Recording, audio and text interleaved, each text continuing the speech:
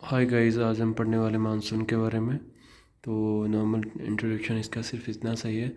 Monsoon अरबी भाषा के शब्द मौसम के आधार पर रखा गया है। सिंपल, मौसम का अर्थ होता है ऋतु। अर्थात जो मानसून होता है ना, स्थायी पवनों का नाम है जो हर 6 महीने में अपनी दिशा चेंज कर देते हैं। अल मसूदी नामक यात्री ने मानसून पवनों की दिशा परिवर्तन की जानकारी दी। मानसून पवनों से प्रभावित क्षेत्रों में मानसून जलवायु पाई जाती है। मानसून जलवायु मुख्यतः दक्षिण एशिया तथा दक्षिण पूर्वी एशिया तथा उत्तरी ऑस्ट्रेलिया में पाई जाती है। मानसून जलवायु से प्रभावित क्षेत्रों में अधिकतम वर्षा ग्रीष्म ऋतु में प्राप्त होती है। इन क्षेत्रों में उष्णकटिबंधीय पतझड़ वनस्पति पाई जाती है। ये पॉइंट नोट रखना, ऑलमोस्ट इंडिया के अंदर उष्णकटिबंधीय पतझड़ वनस्पति ही पाई जाएगी। यही करेक्ट आंसर माना जाता है एनसीईआरटी के अनुसार। मानसून की उत्पत्ति को समझाने के लिए विभिन्न सिद्धांत दिए गए हैं, जिन्हें हम दो बड़ी परिकल्पनाओं में पढ़ेंगे। सिद्धांत को दो भागों में बांट लेते हैं, चिरसम्मत सिद्धांत और आधुनिक परिकल्पना। चिरसम्मत सिद्धांत में तो सिर्फ एक ही साइंटिस्ट मिलेंगे, एडमंड हैली। और आधुनिक परिकल्पना में बहुत सारे हैं, जैसे कि फ्लोन हो गए, एम टी इन हो गए, पी कोटेश्वरम हो गए, रामानाथम हो गए, रामाकृष्णम हो गए, रामामूर्ति, अनंत कृष्णम, जम्बूनाथ, हैमिल्टन। ठीक है। और ये इंपॉर्टेंट फैक्ट याद रखना, वसंत गोवारिकर को भारतीय मानसून के मॉडल का जनक माना जाता है। हाल ही में इनकी मृत्यु हुई है अभी। इन्होंने मानसून के पूर्वानुमान के लिए भारतीय मॉडल तैयार किया है। ठीक है। और ये मोनेक्स RS प्री के लिए बहुत इंपॉर्टेंट टॉपिक है ये। मोनेक्स की फुल फॉर्म पूछ सकते हैं आपको, मोनेक्स एक्सपीडिशन। ठीक है। इसको एक्सपेरिमेंट भी बोलते हैं कई लोग तो, लेकिन इसकी रियल परफॉर्मेंस में तो यही पूछेंगे। मोनेक्स को मानसून यही बोलते हैं जो लिखा हुआ है 1973 joint venture India and Soviet union का, ये याद रखना। मानसून सिद्धांत को दो भागों में बांटा गया है, चिरसम्मत परिकल्पना और आधुनिक परिकल्पना के अनुसार। चिरसम्मत परिकल्पना ऊष्मीय सिद्धांत एडमंड हैली ने दिया, और आधुनिक परिकल्पना ITC jet, jet stream, El Nino La, हिंद महासागरीय ध्रुव। और इसको जेट स्ट्रीम को दो भागों में बांटा गया है, पछुआ जेट स्ट्रीम और पूर्व जेट स्ट्रीम। चिरसम्मत परिकल्पना में तो सीधा सा है ग्रीष्म ऋतु और शीत ऋतु।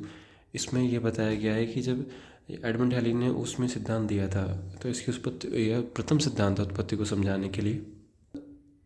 इसका सिंपल सा फंडा है कि एडमंड हैली के अनुसार मानसून की उत्पत्ति है ना, उसका प्रमुख कारण बताया गया जल तथा स्थल के मध्य विभेदी तापन। ठीक है। और जिसके कारण हमेशा जल तथा स्थल के बीच में दाब प्रवणता पाई जाती है। ठीक है।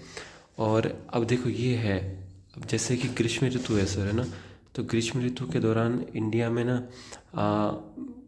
जो भारतीय उपमहाद्वीप है उसमें गर्मी पाई जाती है। तो गर्मी के कारण यहाँ पर लो प्रेशर बेल्ट यानी कि उच्च निम्न दाब परिस्थितियाँ पाई जाती हैं, और जो हिंद महासागर है उसमें हाई प्रेशर बेल्ट पाई जाती हैं, जिसके कारण ना जो पवने हैं ना, मानसून पवने, वो हिंद महासागर से भारतीय उपमहाद्वीप की तरफ चलती हैं। तो इसमें जो भारतीय उपमहाद्वीप अत्यधिक गर्म हो जाता है, जिसके कारण यहाँ निम्न दाब परिस्थितियों का निर्माण होता है। इसकी तुलना में हिंद महासागर में उच्च दाब पाया जाता है। अतः पवनें हिंद महासागर से भारतीय उपमहाद्वीप की ओर चलती हैं। इन्हें दक्षिण पश्चिम मानसून पवनें कहते हैं। इन पवनों के कारण ग्रीष्म ऋतु में वर्षा प्राप्त होती है।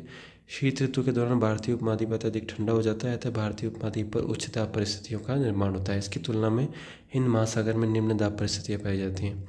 अतः पवनें भारतीय उपमहाद्वीप से हिंद महासागर की ओर चलती हैं। इन्हें उत्तरी पूर्वी मानसून पवनें कह देंगे। उन्हें दक्षिण पश्चिम मानसून पवनें कह देंगे। ये पवनें शुष्क होती हैं, सामान्यतः शीत ऋतु के दौरान कम वर्षा नहीं करती हैं। इन पवनों की एक शाखा बंगाल की खाड़ी से जल वाष्प गिरान करके कोरोमंडल तट पर वर्षा करती है।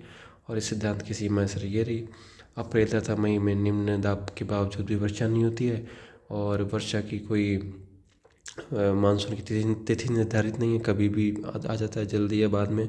भारतीय उपमहाद्वीप तथा हिंद महासागर के बीच प्रतिवर्ष समान दाब प्रवणता रहती है, परंतु प्रतिवर्ष मानसून वर्षा की मात्रा में अंतर पाया जाता है। इस सिद्धांत की कमियों को दूर करने के लिए नए सिद्धांत दिए गए, जिन्हें बोलते हैं आधुनिक परिकल्पना के अंतर्गत वर्गीकरण सिद्धांत। पहला सिद्धांत था ITC-Z सिद्धांत।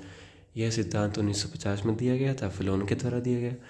और ये सिद्धांत को ना इस सिद्धांत के अनुसार मानसून की उत्पत्ति का प्रमुख कारण दाब पेटियों का विस्थापन है, और सूर्य की परिस्थितियों के कारण दाब पेटियों का निर्माण होता है, दाब पेटियों का विस्थापन होता है जून में। और ये इसका आप डायग्राम देख सकते हो, सिंपल सा। जून के महीने में ITCZ 20 से 25 डिग्री अक्षांश के बीच भारत पर आकर स्थापित हो जाता है। और उत्तरी गोलार्ध की उपोष्ण कटिबंधीय उच्च दाब पेटी STHPB 40 से 45 डिग्री उत्तरी अक्षांश के बीच स्थापित हो जाती है।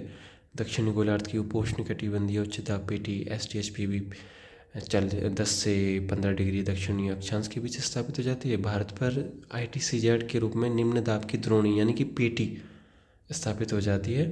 यह निम्न दाब द्रोणी दक्षिणी गोलार्ध की पूर्व पवनों को भारत की ओर आकर्षित करती है।